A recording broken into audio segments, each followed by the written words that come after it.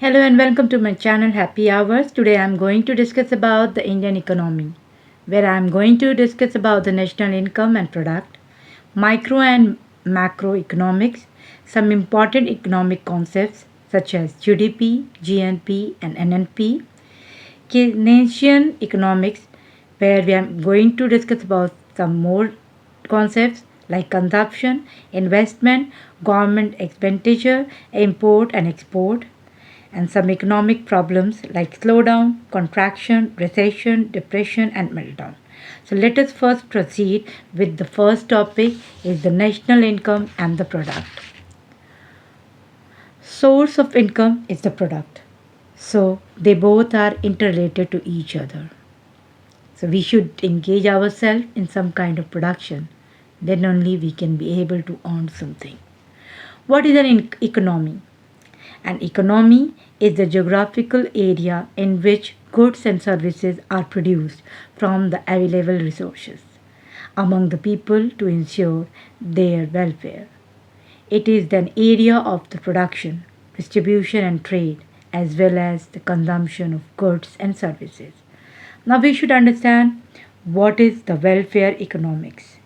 It is a field of economics that applies microeconomics techniques to evaluate the overall well-being, welfare of a society.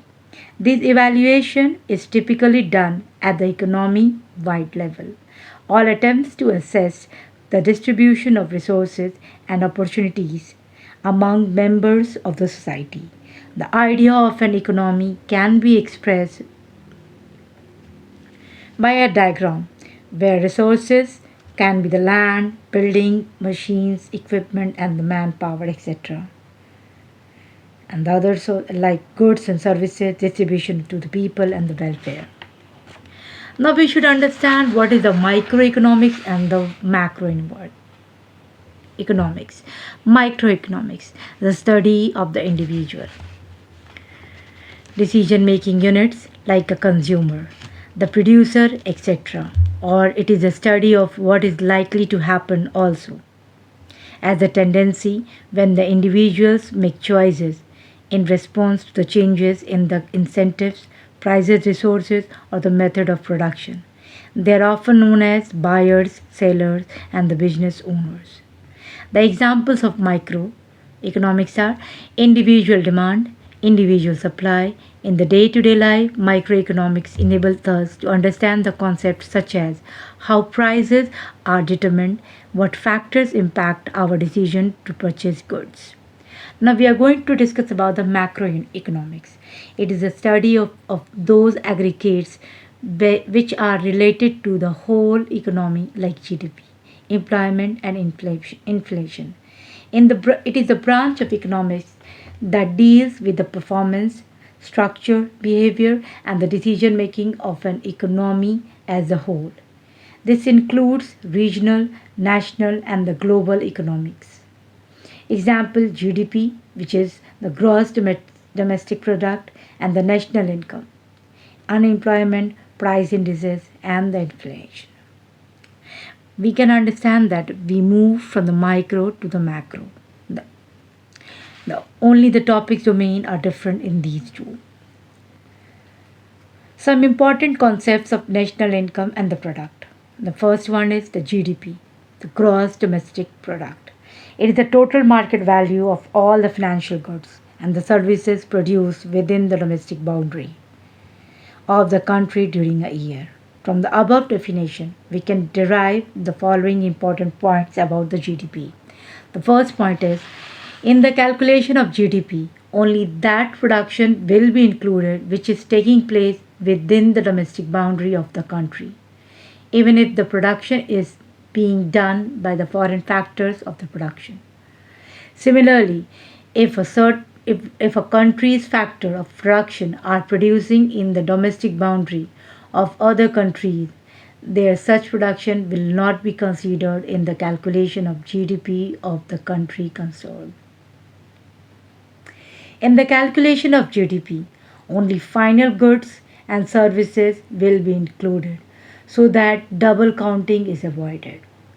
Now we should know the other term which is known as value added.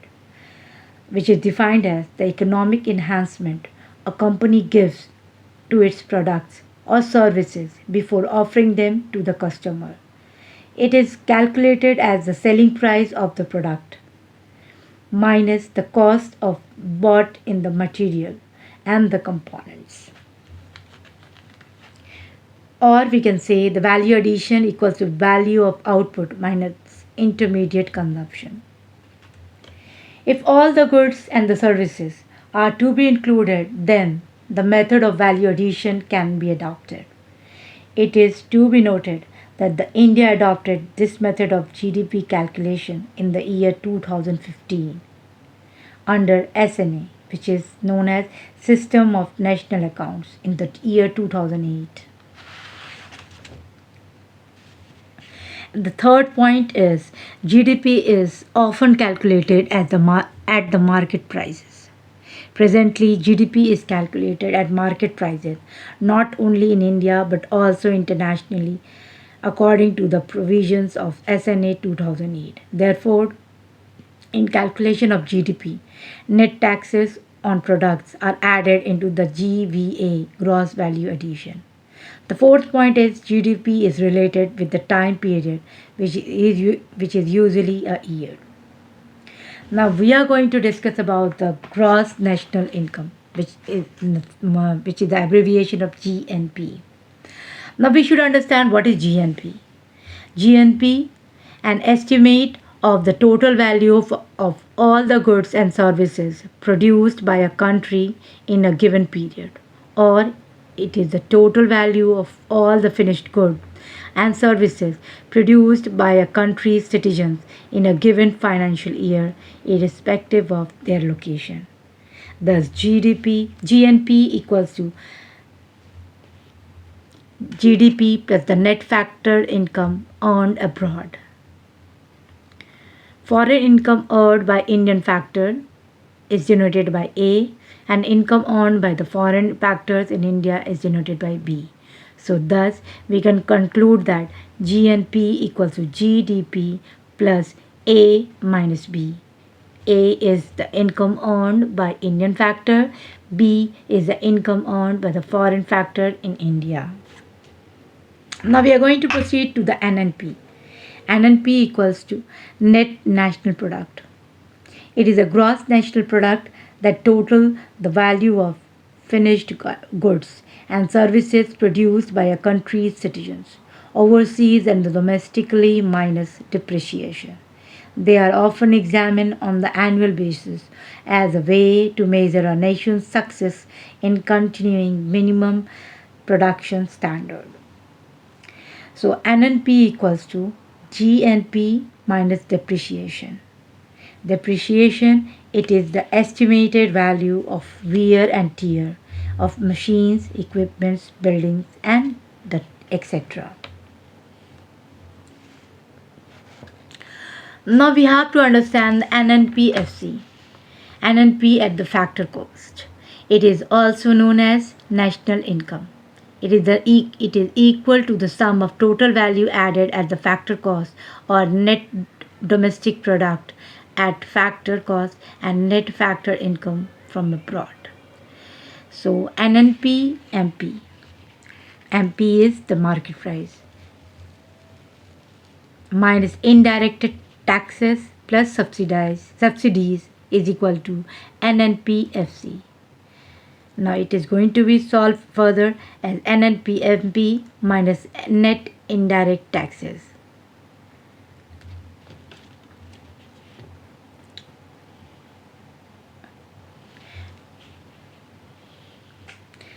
Now if a manufacturer releasing a product in the market and it is selling it in the price of rupees 10, if we will ask each individual what is your income, then the factor cost will be the factored income. Like in the case of labor, the factor cost for the product producer is rupees 2, and it will be the same as the factor income for the point of view of the labor. Factor cost and the factor income are identical to each other. we have understood in the form of example where the labor are getting some wages of rupees 2, capital is the interest of rupees 1, building for rent for rupee 1, raw material cost rupees 3, and risk is the profit is of rupees 3.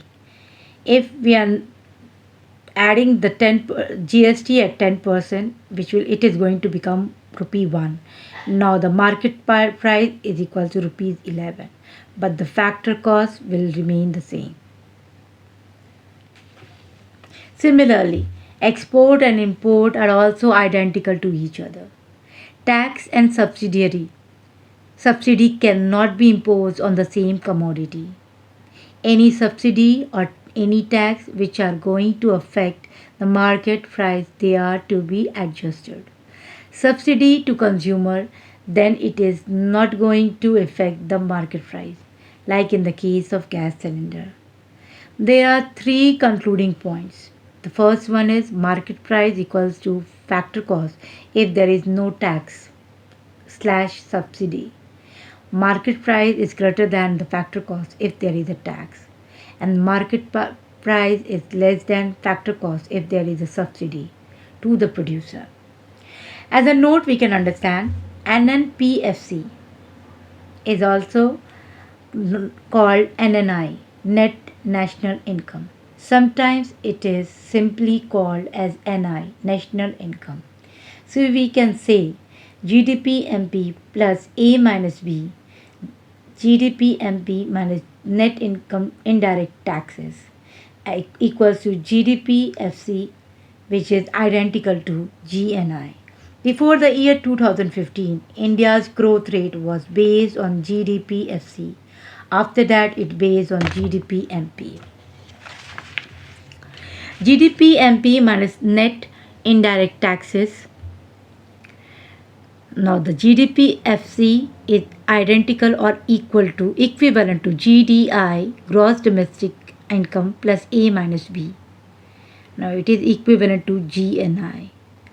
Now we should know what is the per capita income, a measure of amount of money earned per person in the nation or geographic region in a given year. So PSI is equals to NI by population, which is equal to national income by population. So NI equals to NNI. Now we should know what is real GDP, GNP, etc. GDP, GNP, etc. are calculated at the constant market. Prices are called as real GDP, GNP, etc. Often known as constant price GDP, inflation corrected GDP, they are expressed in the base year prices. It measures the total economic output of the country and is adjusted for changes in price. Example. Now, the first we should understand what is real. The word real is applied before them because if the prices are kept constant, then we can find out real change in the level of production.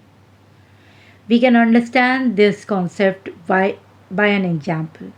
Suppose Q denotes the quantity and P is for product. Then quantity is 10, product is 10. The net production will be the 100 for year 1. Suppose you are not supplied with the quantity or product and you are getting the net production as 200 in the year 2. Now we can understand the growth is related with the output in the quantity. Means either the number of quantity increases or the product increases. Now we have to understand what is the value of commodity is known. It is known as price. Value of money is the interest. Value of foreign currency is exchange rate. When there is a shortage of any commodity, then the value of that item will increase. Next topic is the nominal GDP, GNP, etc. If GDP, GNP, etc. are calculated at the current prices, then the word nominal is applied before them to indicate that they are not having much importance. Or we can also say the total market value of all goods and services produced in a country's economy over a given period. They are not adjusted to the account for price changes from inflation and deflation.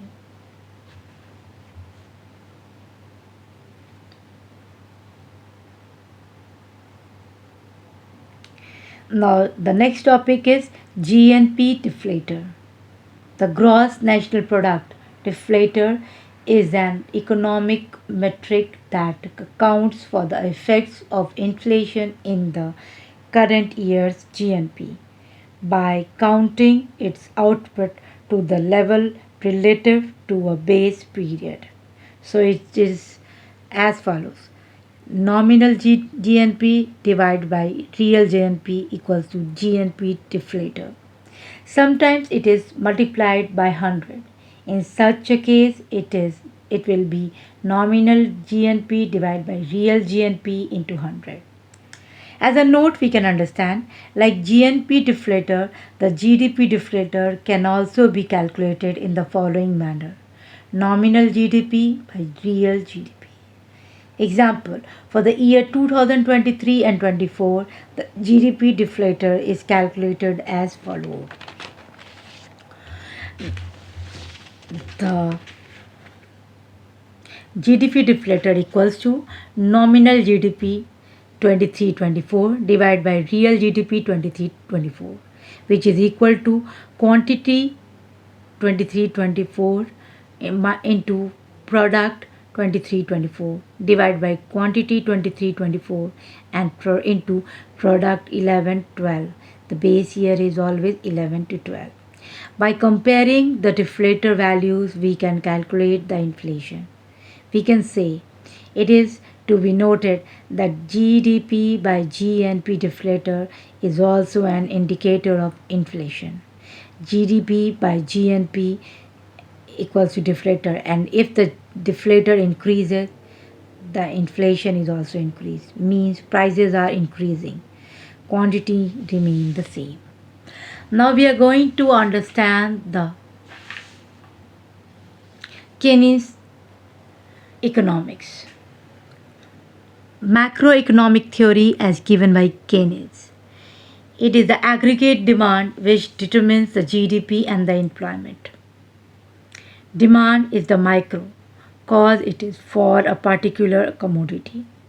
The aggregate demand is the macro, means the total demand must be lower than only GDP is lower. Higher GDP equals to higher employment, both are related. There can be a situation that GDP is there but employment is absent. But it can never happen that the employment is there but GDP is absent. The aggregate demand comprises of the following: AD, which is aggregate demand, equals to C plus I plus G plus X minus M, where C is the consumption, I is the investment, G is the government expenditure, X is the export, and the M is the import. Now we are going to understand these concepts one by one. The very first is the consumption. It is the expenditure to be done for getting utility or satisfaction from goods and services. Example, we are watching a movie for the satisfaction. According to Keynes, the level of consumption depends positively on the level of income, except minimum basic level. Apart from the above, Keynes says that the change in consumption is always less than the change in the level of income because people save a part of their income. In other words, delta C divided by delta Y is less than 1, where delta C is the change in consumption and delta Y is the change in income. Consumption is dependent on the income. Consumption can be discretionary or sometimes non-discretionary, but the basic level of consumption is non-discretionary because you cannot ignore your basic needs.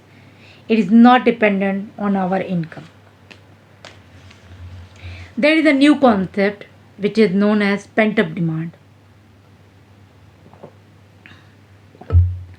Because what happened? After the recession, during the period of COVID, our consumption was decreased because our income was decreased. So you were not traveling, we were not having any luxury. Many things we reduced. When the situation became normal, then the demand suddenly increased. This is known as pent up demand. Consumption increases, so it is pent up demand. According to the above situation, there is a certain level of consumption even at zero level of income.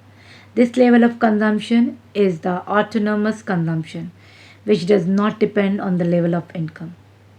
It can also be observed that the consumption line is a positively sloped line, indicating that the level of consumption increases with the increase in the level of income. If you comes out of Keynes, then consumption depends on the rate of interest. If the rate of interest is lower, then the consumption is higher. Consumption is highest factor from the demand point of view. From supplier point of view, services are the highest factor in the case of aggregate demand. Now we are going to discuss the next point, investment. It is an expenditure to be done for the purpose of improvement of production capacity. It is done on such items as machines, equipments, buildings, etc. Without expenditure, we can't create demand. According to Keynes, investment is inversely associated with the rate of interest. Now we are going to understand the trade off.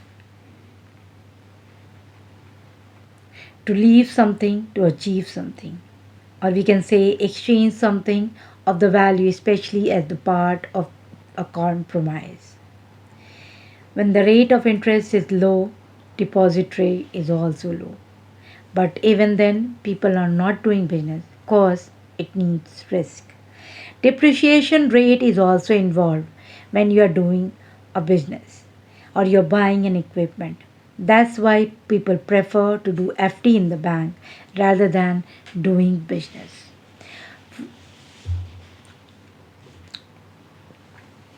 We can understand the investment in inversely associated with the rate of interest with this example, that if the rate is low by the bank, then low deposits will be there.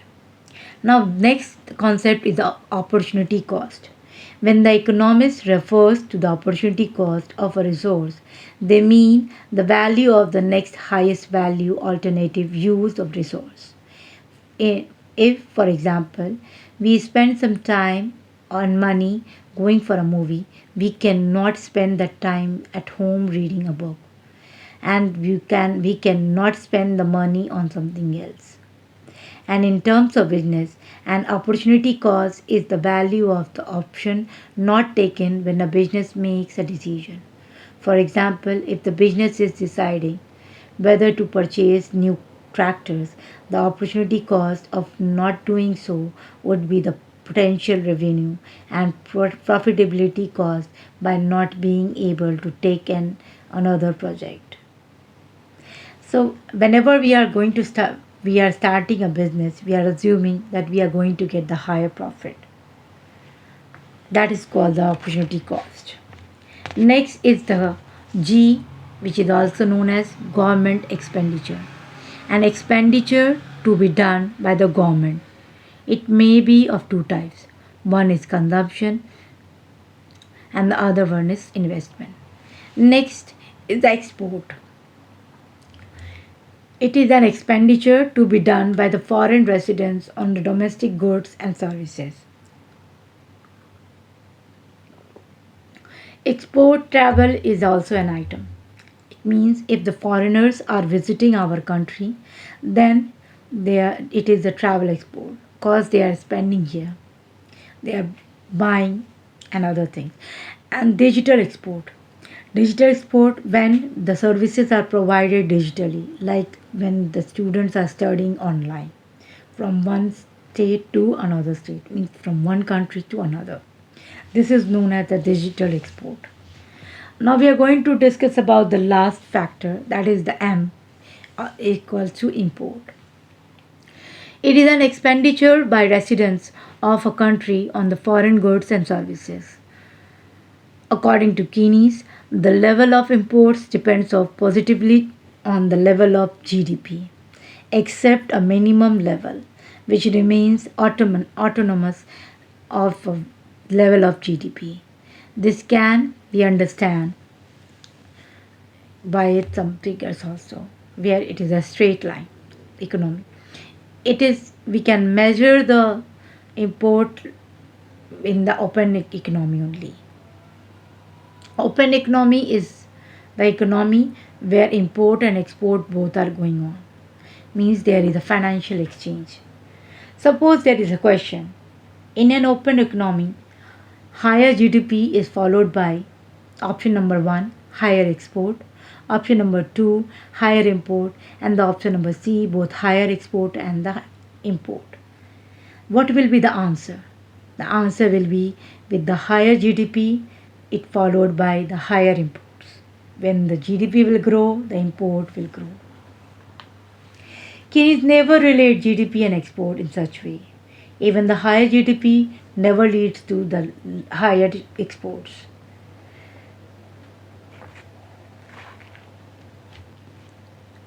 Now we can understand by this. US is the largest economy of the world. So it is the largest importer also. China is the second largest economy of the world. It is the second largest importer. During the COVID period, GDP fall down for India. So the import also reduced. World GDP reduced. The export also started falling. We were at surplus. US recession is the reason of world recession. Why? If America imports M2, suppose at a certain level it is importing high because the GDP is high, then the export for the country, the M2, the import for America will become the export for the other country. When the recession has started, GDP will fall, and the GDP will fall from Y2 or to Y1. So import will come from the M1 to X1. Means the import is also going to reduce since the GDP is reduced. So our export will also get reduced. So automatically all over the GDP is reduced. So in general term we can say that world economy is affecting each other. For importing, we need US dollar because US dollar is in the world market. They are used for trade. So we need more and more US dollar. As greater GDP leads to greater imports, imports affect the GDP in the negative way. Economy is the gift of imports. GDP never leads to welfare. Now we are going to understand the third point. If an economy does not go for exports or imports, then such an economy is called closed economy or the Crusoe economy. This economy is also called the three sector economy. The AD, aggregate demand of such economy, has only the three components as AD equals to C plus I plus G, and M and X are missing. An economy doing international trade is called the open economy. It is also called as the fourth sector economy because AD equals to C plus I plus G plus NX, whereas NX denotes the net export, X minus M. Now I am going to discuss about some important economic problems. The first one is slowdown, next the contraction, then recession, then depreciation, and the last one is the meltdown. The very first is slowdown, where the GDP increases but the growth rate declines. It is a kind of growth recession. Growth rate declines, then it is called growth recession. Next is the contraction.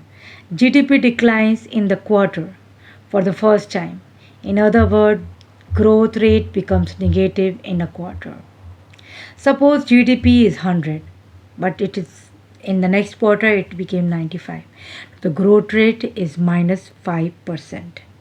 Growth rates are calculated quarterly as well as annually. We can understand this by an example. We are going to define the growth rate in the four quarter is as Q1, Q2, Q3 and Q4 for the year 2023 and 24, and the comparing base year will be the 2022 and 2023, same Q1, Q2, Q3 and Q4. The growth rate of first quarter for a year is calculated after comparing it with the quarter of the last year, means Q3 23-24 is compared to the Q3 of the 23-22 to get the growth rate. Now we are going to understand the recession. Growth rate remains negative for at least two consecutive quarters. We are going to understand this by the growth rate of India in the year 2022 and 21 when we faced the recession during COVID. In the quarter 1 and quarter 2 we faced the negative growth rate. In the quarter 1 it was minus 24.4%, whereas in quarter 2 it was minus 7.9%. In quarter 3, it was positive growth of plus 0.5%. In quarter 4, it was again the positive growth, it was plus 1.6%. So India came under recession cause it fall the two consecutive quarter were showing the negative growth rate. This can be understood. This was known as the famous V-shaped recovery of Indian economy, cause it fall very steep, very down up to minus 24.4, then it raised to minus 7.9, and finally to the positive point as 0.5, then to 1.6. Now we are going to understand the depreciation. Depression. Depression is the recession plus deflation, and the deflation is the decrease in the prices of goods and services. A quite grave economic condition in which unemployment spreads quite fast, largely due to the wage stickiness. Wages become sticky at their current level. Automatically, it will become good for deflation, or we can say for wages. So there is a need of lower level of inflation. India inflation is also always maintained by 4 or plus minus 2%. It is targeted, and US targeting is plus 2%. Every country is targeting some low level of inflation for the balancing of wage stickiness. Sticky regarding there are downward direction, means nobody want to get reduced wages. Even there is a loss of business, the people working under that particular business, they don't want to get the reduced wages. So one day the business is lost, or it can be closed also. That leads to unemployment. Now we are going to discuss the last topic as meltdown. Meltdown means the heavy decline of stock market which leads to a big crash. By this I am concluding. Thank you.